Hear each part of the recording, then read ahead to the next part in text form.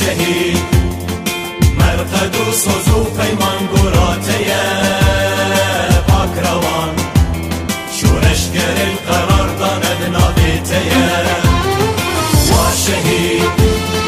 مرقد و سوز و پیمان گراته